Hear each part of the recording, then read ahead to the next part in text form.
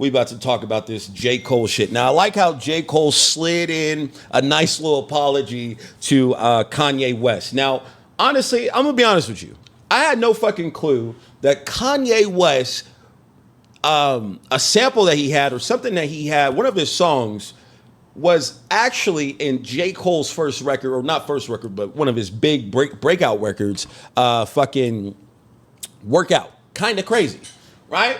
So now that I know that information, like I knew that he was signed to Jay-Z and like, you know, that like not like kind of unofficial label mates with Kanye West, right? And so I kind of always looked at their relationship like when he did False Prophets, it's just he's like, nigga, I want this nigga to get back good, right? You know, and I kind of respected it, but the nigga gave you Workout unofficially because all you did was hear the sample, then sampled it, and he approved it. So you made the beat. He didn't give you a beat.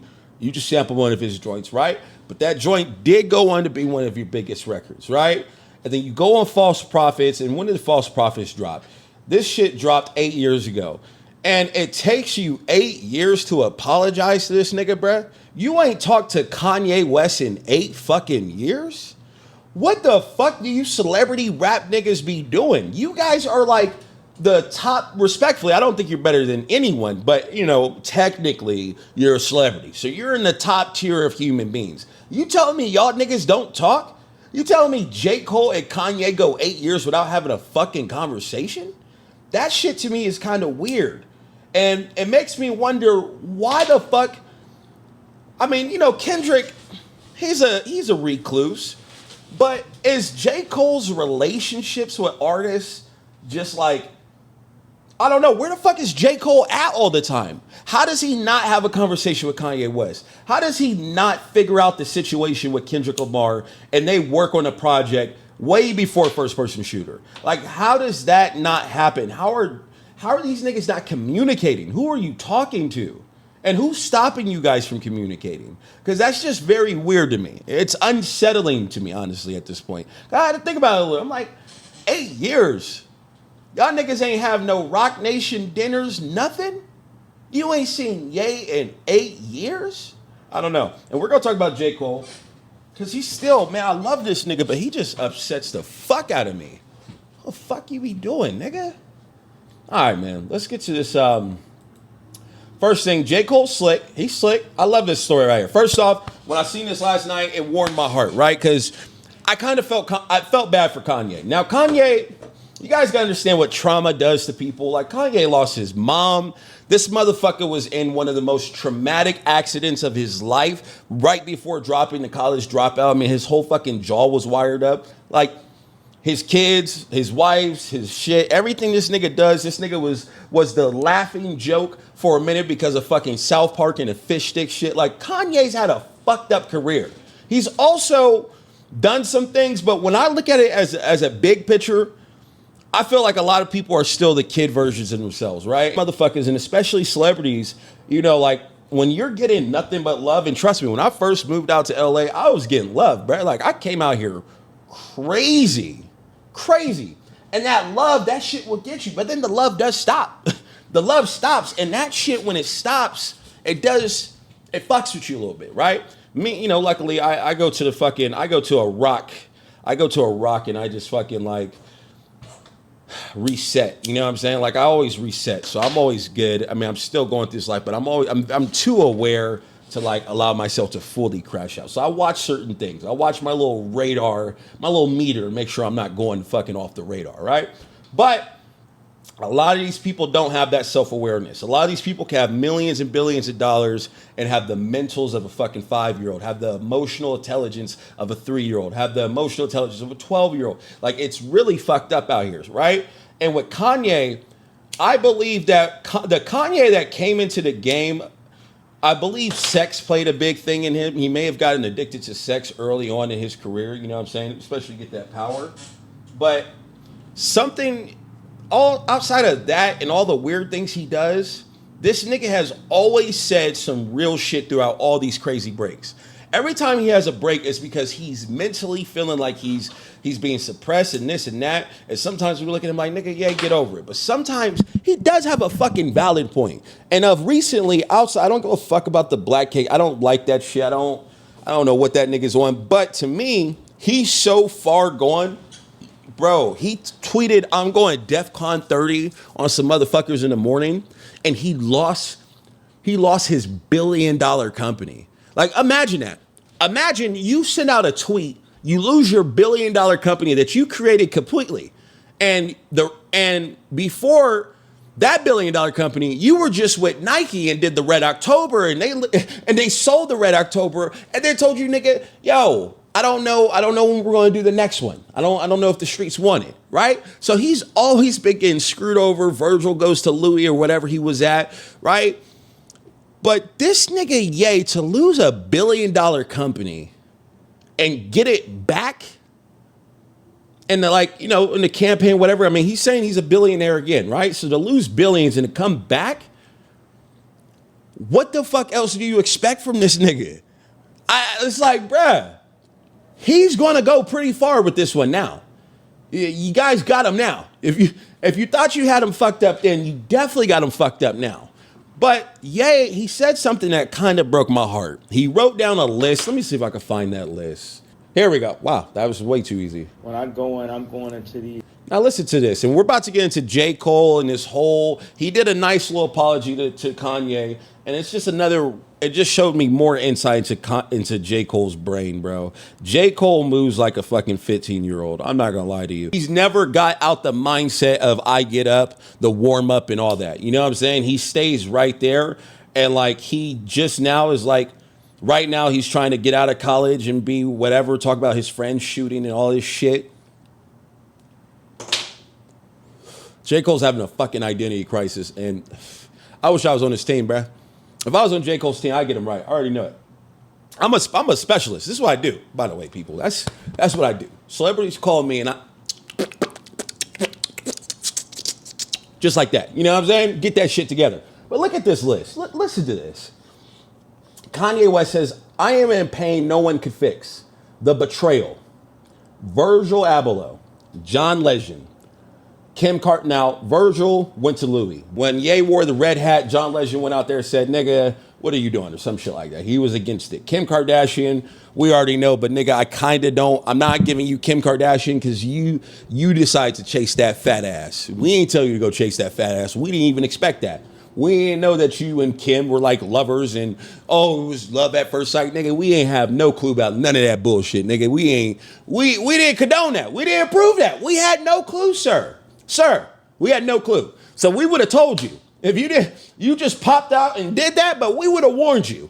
We would have told you about the Get Out shit before Get Out. Like, we would have stopped that play. I love Kanye West, bro. If it wasn't for him in that interview that he did, like, I was in the Matrix, but when he did that interview on fucking, I'm probably going to play some of that tonight. When he did that interview with Charlamagne the God, and just talk about, nigga, I'm Walt Disney and stuff like this and how they marginalize you. I never understood the power structure of this shit until he starts saying that. And then the confidence that he was spewing and the fact that he literally from there took the Red October and went to Adidas, I thought that was the craziest thing ever. Just as a black man watching another black man, as well as the same black man that I witnessed in real time while I was playing with my Nerf basketball hoop in the house, he said, yo, George Bush don't like black people. I'm going for a dunk. He says that I'm a kid. But I'm looking at my grandma, she looking at me, I'm looking at my cousin, she looking at me, my uncle looking at we all looking at each other like, what the fuck he just say? Did he just say, nigga, we rewinded that bitch like 30 times. Did he just say Kanye West went on the news and said that, bruh? I sat down. I just sat down crisscross applesauce as a kid. I don't sit crisscross applesauce like Joe now. I don't know what the fuck he's on. But I sat down crisscross applesauce and just watched him. They kept rewinding. He said, George Bush doesn't like black people. Then Austin Myers, the dude that I knew from fucking Superpowers, like he's always an actor to me. So when I see him on that and he looks at Ye like, whoa. And I'd never seen him do a double take ever. Then I see Chris Tucker, the nigga from Friday. They pop to him and he's over there like, all righty. That moment right there was something I wanted to chase forever. I'm like, what is that? Did I just witness something in real time? I had to ask my grandma, was this live? Is that what live means? Like they're filming it? Like why did we see that? They didn't stop that. She was like, nah, that's live TV. This is live news. That nigga just said that right now. And they was looking at him like that. I don't know. That shit blew my mind. I don't know what Travis did. I mean, I know he was dating Kylie or something, but Travis is also the only motherfucker that like hooked him, told him where his daughter's birthday was at. So I don't know why he's on that list. Cardi, I mean, he's really upset just with Kendrick fucking with him, and as well as him listening to his lawyers. So I get that. Big Sean did the same thing as John Legend. Jay-Z, that shit's just deep. I don't know what they got going on. Ty Dolla $ign, his label pretty much threatened to kick. And you guys know Leon Thomas. Leon Thomas is popping right now with Mutt. I guess Leon Thomas is signed to Ty Dolla $ign, and Kanye or Ty Dolla $ign's label threatened to drop them both if Ty Dolla $ign, first off, I think it was did a project or a tour with Kanye, and there was a tweet that he was going to say, which was, Kanye, I'm not racist, but Kanye is. Like something like that he was going to tweet to kind of be like, yo, I'm not that, but he is, and just kind of still show solidarity but separation, you know? And they stopped him from doing that. Lil Durk, I don't know what Lil Durk did, and I think Lil Durk is related to fucking Larry Hoover or something like that, so I don't know if he wants to put Lil Durk on that list like that. That's a little crazy, especially that Larry Hoover got Drake and Ye to fucking perform in the middle of their beef. You know what I'm saying? Like, that's weird. Kid Cut or Common, I don't know what that one is. Kid Cut or Common was signed to him. Never mind. Common was signed to him. Kid Cudi was signed to him. Pusha T was signed to him. Did the same thing as John Legend and Big Sean. Don C's a fashion dude, and I guess they had some fashion beef. But Don C, he started with him though. Don C's the guy that he started with in Chicago. So they're like, I don't know what happened there, but something happened. This is the last Dreamville event. I'm not sure. Or maybe they said they're going to keep it going. One of them shits. I don't know what the fuck he's doing. This nigga changes his mind every week. He don't know what he want to do. Drops an album, might delete this later. Does a diss record on that album and deletes it. I think they said at the Dreamville, I don't know. I think they said last year the next one was going to be the last Dreamville, and then they said Dreamville's not going nowhere. Like, what the fuck are niggas doing, bruh? What do you want to do? You've been dropping albums with no features, bruh. You getting money. You getting royalties. You got your masters back from Jay-Z. You're dropping albums and podcasts on Even, which people got to pay a fucking subscription for. You getting money, bruh. You getting money. Why do you ever let anyone play you out your spot? You're fucking Jermaine Cole. You platinum albums with no features. You'd even put Jay. I'm the best concierge on the face of the earth, bro. You got a project done. I walk you through it so beautifully. So, oh, you want to do that? Oh, Mike Tyson, you wanna launch a brand in what? How long do we got, Mike? A month, Mike? Mike, you want to drop this shit in a month? Say no more. Megan, where you at? Let's get the logo ready. Oh, the logo's ready 2 days. The logo was ready the same day. The same day. You call me, we get it done. You call me, we get it done. So, I get busy. You know, this company that I made the logo for, because I never talk about my marketing shit, but I have to. This is like, I got to get better at doing this because I literally don't. And that was my problem. I never documented this shit. I just got to work. It's still Mike Tyson shit. My logo's nothing, but it is the brand. We did develop the brand. They said, hey, we want it to be this. The colors are black and red, and we want to do something fire. I said, okay, we'll do some fire. No problem. When do you need it? Now. Okay, no problem. We had the fucking logo, the packaging, the everything, bro. It was so fast. It was so fast. But we knocked it out. That logo right there, this is the first design that we ever did for Tyson 2.0. Right here. Right there. First design ever. So, you know, I'm trying to help the celebrities, and I think, bring it back to the point, I think J. Cole needs me on the team. Because he just needs one person to tell him and, like, really grab him out of, like, nigga, no one's fucking with you rapping. The only reason why it's even a close is because you keep letting them in. Just drop a project every fucking 6 months. Go on a feature record every week. Just destroy these motherfuckers. Their pen game's not like yours. Like, I literally went on stream and said, yo, I think J. Cole is better than Kendrick and Drake, and I think he's about to take #1. And what happens a week later? Like That drops. Let's see what he said about Kanye. Shit called a hit record. I ain't never even thought about that shit before. Like, I was stressing the fuck out, but even in your most stressful times, all you gotta do is just leave the door cracked for God. That's all he needs, a little bit of space. And he Just a little bit of space. A little bit of wiggle room. Slide right in there. And it was one day I was in a hotel and I had the fucking door cracked. Thank God I had the door cracked. I was listening to the song. I know niggas feel a way about him right now. But I got love for him and I really appreciate him. See? He cleared all these fucking samples from that right there. I know he's addressing. Right now, I know people. I know he just wore the black KKK. I know this is probably the most canceled he's ever been. But you know what? I'm going to go at my show and I'm going to say, thank you. I appreciate you. And, you know, regardless, right? That's a stand-up move from Cole. And I know that that shit meant something to Kanye. You know, because doing a phone call, you don't call that nigga because then you're going to be like, yo, this bitch ass nigga Cole tried to call me. You know what I'm saying? No. Let me do it at Dreamville. Let me give my man his proper respect. Let's go through how this record came to life. This move right here is why I fuck with J. Cole, because that's the type of nigga he is. And he should always be showing this side, but I think sometimes he may think, it may be corny because these niggas just talk about choppers and all this other shit, but I'm like, Cole, that's the type of nigga. Bro, you've been a stand-up role model nigga. When I was graduating high school, brother, that's when I got put on to the warm-up in your tapes, man. Like, I didn't go to college, but I wanted to go to college because of you. You made it sound fly. Like, just... we out here exploring life, bro. Then you went and you actually got your degree. You graduated. You get signed to Jay-Z, one of the best rappers of all time, you know, off of getting turned down by him. And then him discovering you again and be like, nah, we need him. Like, bro, your story is next level. So honorable. That's why I fuck with you. And it breaks my heart that I got to kick you back in sometimes.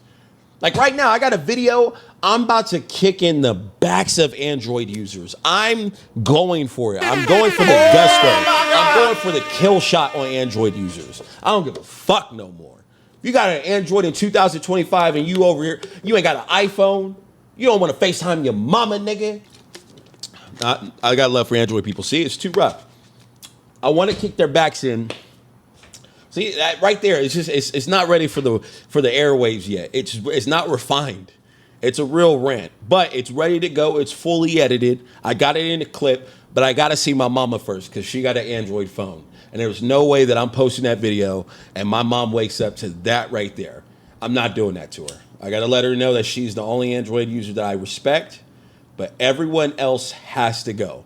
Let's continue this. For me, you know what I mean? And when that door cracked, I heard some shit that I had heard for a long time. I had been hearing this shit, but I heard it differently that day. It was like, imagine I'm in the bathroom, but I had the laptop in the hotel room on the bed, and I heard this shit coming from the other room. Well, I hope not, because on this one, I'm gonna skip this a little bit. I'm gonna skip it a little bit because they're gonna give me copyright, but I want you to hear the most important. I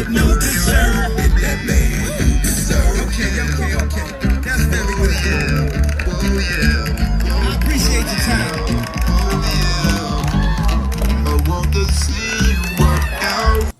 Let me just pause it for a second. Yeah, but now, whoa, fuck up the YouTube algorithm. There's no music being played here. It can't be. Hell no.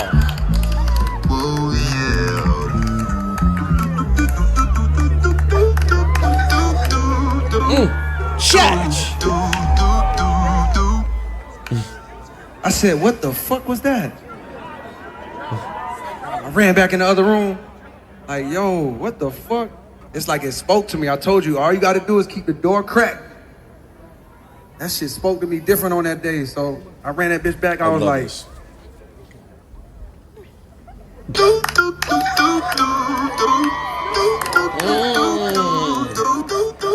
The fact that he produced that beat himself, first off, let's be clear. Let's be clear. If Nas said he didn't like Workout, It's because Nas can never make a fucking workout. Nigga, you will never produce a beat yourself and then go make a record like that. You're right. You probably won't like it. But that shit that he said to J. Cole really fucked with J. Cole's head. J. Cole did a song called Let Nas Down. Nigga, you're signed to Jay-Z. Who gives a fuck? I love Nas, but if that nigga said he didn't like workout and you produced it yourself, there's no conversation. That's why I needed to be on the team, bruh. I would have told you. Nas, I would have stopped the Nas record from coming out. I would have stopped it. I would have put my job career on it. I'd be like, Cole, I'm leaving if you drop this. You produced the record yourself. That's a yay move. The record is, it's a good one. It's not even corny. Workout's not corny. Workout's not corny. I don't care what no one says. At that time, when that shit dropped, that was a bop, bro. It's still a bop. That's like saying J. Cole with that song, I think it was Miguel or Jeremiah, whatever, like saying that's corny. Are you kidding me? No, J. Cole, he's a good guy. He's going to have records for girls. I don't think he should do records like Grippy. I don't think that should ever fucking happen again. Let's be clear. Never do that. Never do that one again. Let's never do a Grippy record again. Cash Cobain, I won't even listen to your music because you did that to him. No, you been X'd off. Don't ever bring J. Cole over there again, nigga. I swear to God, don't ever do that shit. You put him on a record called Grippy. I hope you're watching. I know you're not, but I just wish you were. So I could look you in your eyes through my camera to your fucking phone or computer screen and be like, what the fuck are you doing? And hit you with the, hold on. No, Hey, God! bro, come on now, dog. Come on, man. Fuck. I'm so upset I can't even do my soundboard right. So, as I was saying, fuck you for that. Don't ever call J. Cole for a Grippy record again or I'm suing everybody. I'm suing everybody. I'm suing Whole Foods, Trader Joe's, and his label. I don't care. Let me get in my Drake bag. So, let's continue. What the fuck? Nah, what did Nas say about workout? Nas is a I love him, but he's a bum for that. Because all these old dudes do, whenever they see a young dude, I'm telling you right now, and you probably already experienced it. If you work in customer service in a call center or anything like where there's different age groups and you're the young one, they try to say shit to like fuck up your confidence. You come up in this, like I'm not gonna lie, I worked in a call center and I showed up at 18, 19 years old in a suit. I don't care. I showed up every day in a suit because I wanted to be a manager there. I already knew I was going to be best salesperson. I already knew it. I looked at them. I looked at everybody there. Who are these people? They don't even make eye contact when you say hello. They can't outsell me. Oh, you see I'm looking at, they can't outsell me. Are you, me? No. I sell fish. I sell water to fish. No. No way. So I get there and all the OG motherfuckers is talking shit and saying weird things like, oh, why are you wearing a suit? It's hot today. It's a call center. Like they just say weird things. And whenever they had a chance to dig into my psyche, they would. And I was like, oh, y'all some salty motherfuckers. And then I got to LA. Now, LA is a different monster. These Jesus. I need... LA's wild. These motherfuckers. You know what I'm saying? But for Nas to look at someone like J. Cole and disregard all his phenomenal work and say that thing about a record and say workout he should have never did is disgusting to me, bro. I don't know how J. Cole, how old he was, but he was fresh out of college. Don't ever say that to him.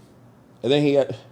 Wait, made Nas proud, let Nas down. This dude was fucked up. Wait, what did Nas say on it? Did he respond?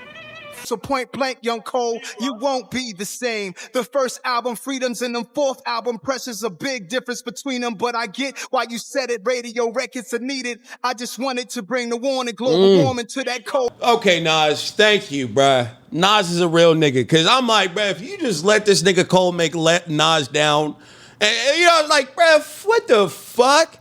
Okay, hold on. He's okay. All right, Nas. All right. This is good. Cole, this is a life experience for Cole. So you gotta toughen up. And if you say what's in your mind, you can stand the test of time. Now I'm playing Born Sinner loud. So you live rock the crowd like, wow, you made your nigga Nas proud. So you... I love hip hop. Do you guys know how important this shit is? This is beautiful. I promise you, I never heard this record. What the fuck? Thank you, Nas. He said, all right, I see why you needed radio records. I get it. I'm sorry for that bullshit. I was just trying to tell you something no one ever told me. I seen you as a real rapper. I just wanted to let you know, just go speak your mind, young one. Do what you need to do. Express yourself. Don't just feel like you got to conform to the industry, but you double back with Born Sinner and I'm listening to this shit loud. That right there, I know that's closure for Cole. So I'm happy that it never just ended off with just J. Cole making Let Nas Down and then them having a phone call or something. Like, you know what I'm saying? Like, I'm happy that this is like real closure. He did that in his form. He said, all right, let me remix that joint.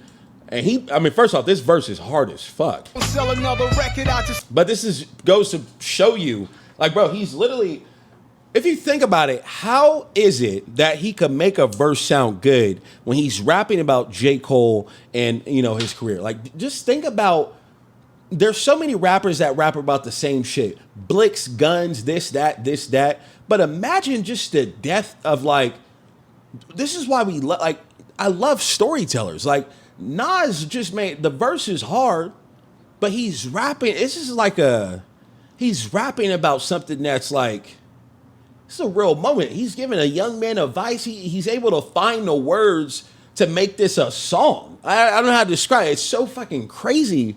That's why I love rappers, because to me, it's a superpower. Like, how do you just experience something and you could just make that shit rhyme and flow it like that? You know what I'm saying? Like, that's a real fucking skill. This happened today, and I'm able to make a song out of it and make it make sense and only talk about the shit that's relevant to the subject. I look at him like a brother, you know what I'm saying? Like, some of these rappers, Kendrick, that's big bro. J. Cole's big bro. I can't call Drake big bro. You know what I'm saying? I can't do that. You know what I'm saying? He was like, when he had Best I Ever Had, I'm not gonna lie, that one, I was on the bus. I was taking 3 buses to go, you know, get a little poonam in high school from a little chick, you know, go to her house. Oh, my parents aren't home. Okay, I hop on 3 buses there, no problem. Not 1, not 2, not an Uber. That didn't exist yet. I'm going to hop on 3 public transportation buses and travel 24 miles, right? And it was great, because when I get there, and just go home like nothing happened. I'm just back at the house playing Call of Duty. Mom's in there making some fucking pork chops. What the fuck? But Best I Ever Had, that was a good era, because I was listening to that song and I was having the best I ever had at that point. And so it was very on point. So I get why Drake, I always understand why Drake is relevant, because, you know, there's guys out there that, first off, there's, number one, there's people that don't have their own thoughts, right? So they need some of these things so they can start forming their thoughts and forming their beliefs. And, you know, especially when we're young and developing, we may not all have guidance and leadership. So some people may go to the music, you know what I'm saying? Like, me personally, I went to the music because I discovered artists like Tupac and discovered artists that were saying like crazy things that I actually understood. I didn't really understand all the New York guys at the time when I was younger. But like, you start hearing like Tupac, and you go back to like Ice, they're talking about West Coast stuff that you go experience. Like, they'll rap about something, and then I go kind of understand what they're talking about 2 weeks later. And I'm like, oh shit, that's kind of cool. Like, okay, that's kind of fucking cool. You know what I'm saying? And I didn't even know Tupac was dead until I seen the documentary with him and Biggie, and I heard that Running song, and I thought that shit was so fire. I thought they dropped it, and then the rest of the documentary played. And I was like, oh shit. Tupac's been gone. He died when I was born. Why does it feel like I was seeing his music videos? I was listening to his music. Like, what? He's not making no more music? This is unreleased music? My dad, wait, what do you mean? Eminem took songs from Tupac and produced a whole album. 50 Cent has a song with Tupac, but he's not. Like, there were so many things that were happening that were confusing the fuck out of me. But it was very, I forgot what my point was there, because I just remember that shit. Like, that was an interesting time to that was a weird time. I thought Tupac was alive and well. But, you know, then I found out then fucking 50 Cent was out. But they would rap about shit and I would experience it in life. That's why I understood West Coast artists more, because I didn't understand East Coast artists. But once I started hearing the West Coast, I understood what storytelling was. And then the Game comes out. And, you know, I was listening to 50 Cent, but then the Game comes out and his is more relevant to like the music that my mom's playing. Like 50 Cent's music was fire and I loved it. I fucking loved it. I love 50 Cent. But when I heard the Game, I loved the Game more because that was like, my mom was like, I was born on E40 and fucking, you know, Mac Dre and all these motherfuckers and just West Coast shit, Snoop Dogg, Dog Pound, all that shit. So that was like, oh, he's one of us. Okay. He's like us at a young age. Motherfucker, he sit on that gold rim. That motherfucker is a West Coast motherfucker. So I'm really happy that J. Cole and Nas got this closure, but I didn't like that. I never liked how that made me feel. I didn't like the fact that J. Cole felt so fucked up from Nas, and that Nas, when given the time to be in the presence of a young artist, would take the time to even say some shit like that. But at the end of the day, I guess I am happy he did it because J. Cole literally proved him wrong with Born Sinner. Born Sinner is a perfect mix of records, and it has one of my favorite songs of all fucking time.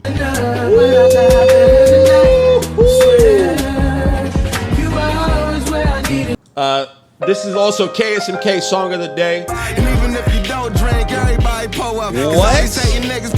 Wale was that nigga. Your blessings getting closer. Even when I'm open, there's nothing that ain't colder. What's up? And this is how life should go.